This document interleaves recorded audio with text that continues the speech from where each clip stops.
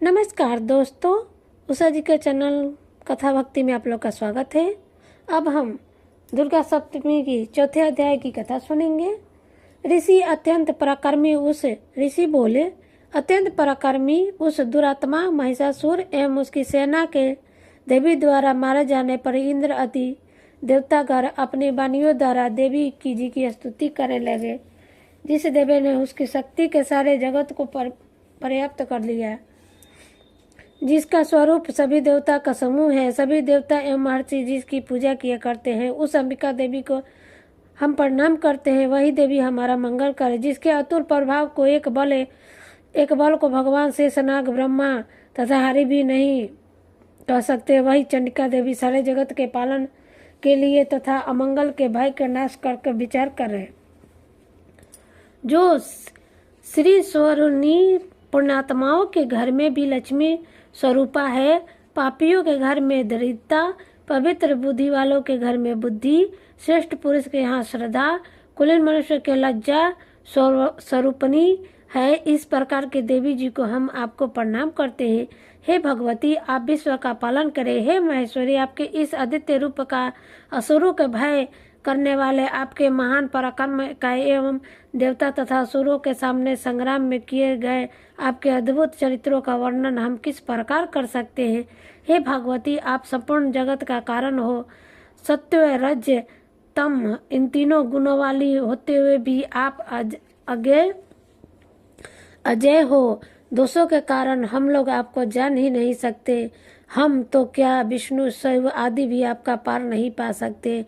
आप सबकी आश्रय हो एवं आप आधा हो, अव्याकृता हो, प्रकृति हो। हे देवी जी, सभी युगों में आपके उच्चारण करने से सभी देवता तृप्त हो। आप ऐसा अचित्य महाव्रत स्वरूप हो और संपूर्ण दोषों से रहित, इंद्रियों को वश में करने वाले, तत्व को ही सार जाने वाले मोक्षार्थी मुनिजन जिसका अभ्यास करते हैं, वह देवी भगवती परा विद्या आप हो। आप शब्द स्वरूप हो, परम पवित्र ऋषिदेव, युगदेव एवं मनोहर उद्गीत के पदों के पाठ से युक्त सामदेव का आप निधान हो। वेदरती देवी हो। 6 गुणों से संपन्न आप भगवती हो। सभी शास्त्रों का ज्ञान करने वाली हो। हे देवी, आप मेधा हो। दुर्गम संसार रूप सागर से पार करने उतरने वाली नौका स्वरूप दुर्गा हो। आप असंग हो।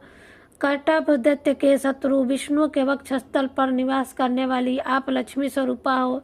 एवं चंद्रमा को मस्तक पर धारण करने वाले भगवान शंकर से सम्मानित आप गौरी हो।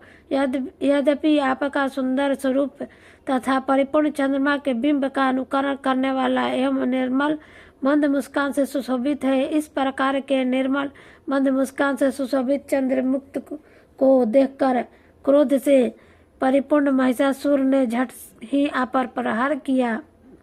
यह एक अद्भुत बात है। आपसे भी अत्यंत अद्भुत एवं विचित्र बात तो यह है कि आप उस मुख्य क्रोध से युक्त था।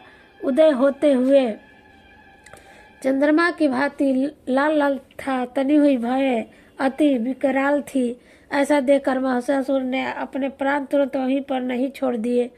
भला कौन ऐसा प्राणी है जो क्रोधी यमराज को देखकर भी जीवित रहे।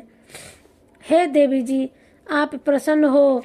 सदैव उन्नति दाता देवी जी हो। आप जिन पर प्रसन्न हो वे सभी देवताओं में आदर पाते हैं, उन्हें ही धन तथा यश मिलता है। हे देवी जी, आपकी कृपा द्वारा ही पुण्य आत्मा पुरुष सभी धर्म संबंधी कार्य प्रतिदिन किया करते हैं और आपकी कृपा से स्वर्ण लाभ होता है। इस कारण आप लोगों तीनों लोगों में फल देने वाली हो। आपसे बढ़कर और आप कौन है, सबके लिए उपकार करने वाली हो। आप सदैव दमनी हो। इस राक्षसों के वध करने से जगत सुखी हो। हे राक्षस, सभी नरक के लिए चित्रकाल तक भले ही पाप करते रहे हो। संग्राम में इनका वध आपने इसलिए किया कि मुझसे सारे मरे हुए ये स्वर्ग चले गए। यही मन में रखते हैं देवी। आप पापियों का वध करती हो। आप असुरों को केवल देखने मात्र से भस्म करती हो। शत्रुओं पर शस्त्रों का प्रहार क्यों कर दिया करती हो। इसका भी कारण है क्योंकि शत्रुगण मेरे शस्त्रों से मरकर पवित्र होकर उत्तम लोकों में पहुँचे। इस प्रकार आपके यह विचार अति उत्तम है। आपका शील स्वभाव दुराचारियों के दुष्ट स्वभाव को निर्वृत्त करने वाला है और आपका रूप औचित्य है।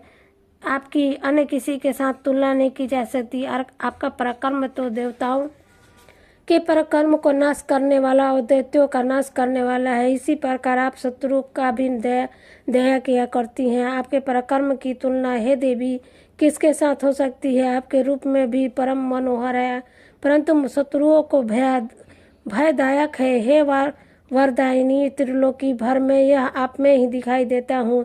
हे देवी जी, शत्रुओं का नाश करके इस सारी त्रिलोकी की अपने रक्षा की। संग्राम भूमि में उन दैत्यों का विनाश करके उन्हें स्वर्ग में पहुंचा दिया।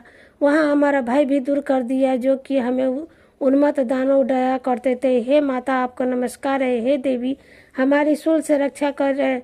हे अंबिके, खड्ग द्वारा हमारी रक्षा करे एवं घंटा के शब्द तथा धनुष के टंकार से भी हमारी रक्षा कीजिए। हे चंडिके, पूर्व पश्चिम दक्षिण में हमारी रक्षा करे। अपने त्रिशूल को घुमा घुमा कर उत्तर में भी हमारी रक्षा करे। ऋषि बोले, इस प्रकार देवी जी की देवताओं ने स्तुति की और नंदवन में उत्पन्न हुए फूलों तथा गंध चंदन आदि से जगत की माता की उपासना की। सभी देवताओं ने भक्ति पूर्वक दिव्य धूपों द्वारा अर्चना की। तब देवी प्रसन्न मुख में होकर उन देवताओं से बोली, हे सभी देवताओं, आपकी अभिलाषा के अनुसार आप सब हमारे वर मांगो। देवता बोले, हे भगवती, आप अपने ही हमारी सभी कामनाएं पूरी कर दी, कुछ भी बाकी नहीं है। हमने इस महिषासुर शत्रु का वध कर दिया।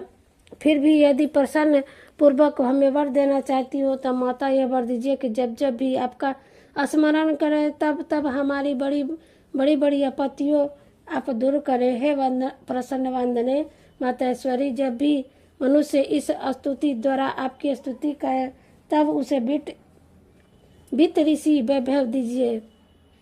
हे अंबिके, हम पर सदा प्रसन्न रहिए। ऋषि बोले, राजन, जब देवताओं ने अपने तथा जगत के कल्याण के लिए इस प्रकार वर मांगा तब उन्होंने तथास्तु कहकर भद्रकाली अंतर ध्यान हो गई। हे राजन, पूर्व काल में तीनों लोकों का हित करने वाली देवी का देवताओं के शरीर से जैसे प्रकट हुआ वही सारी कथा मैंने कह सुनाई। तो हम 5वां अध्याय अगले